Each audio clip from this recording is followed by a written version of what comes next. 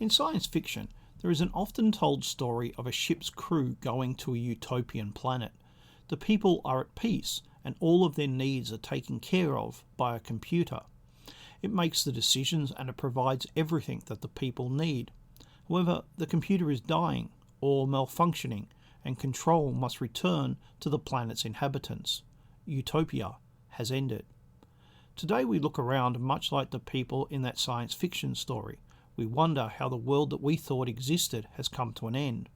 We have come to realise that the people who we elect to represent us in Parliament don't really represent us. That the schools that should teach us are not interested in us or in knowledge. That those who should be in charge of our moral and spiritual lives aren't interested in those things.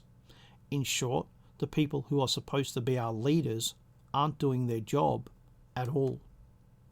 We are alone, trying to work out everything ourselves, because we cannot rely upon what we are told or shown, as so much of it is false. That's not normal or good. It shows the perversity that we all must endure. The reality is that we don't have leaders anymore.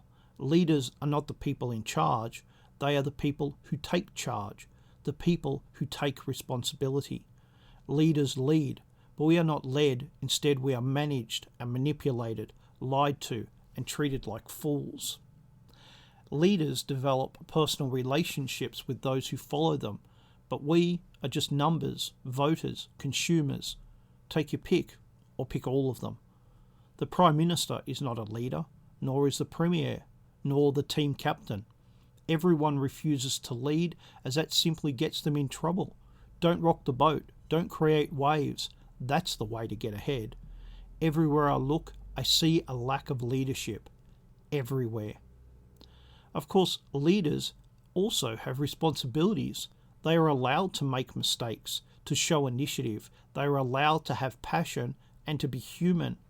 But today, that isn't allowed. Instead, we are told that mistakes are unforgivable. Personal failings are unforgivable. In fact, people are not even allowed to have responsibilities. How many times has something gone wrong and no one takes responsibility? Your electricity bill is wrong, but you speak to a phone operator who's not responsible. If you get angry and yell at them, they're not responsible. In fact, not a single person at the electricity company will be responsible. Some mysterious force that no one can identify will be at fault, but no actual person. We see this everywhere. No one is responsible because mistakes are unforgivable. So we are managed and manipulated, but not led. How do we create leaders when to make a mistake is unforgivable? We must accept that men are flawed. You, me, every man. That leaders are not perfect men because no such man can exist. That leaders accept responsibility, so give men responsibilities.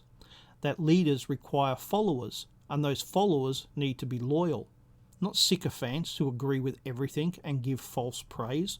Loyalty doesn't mean that. It means giving honest support.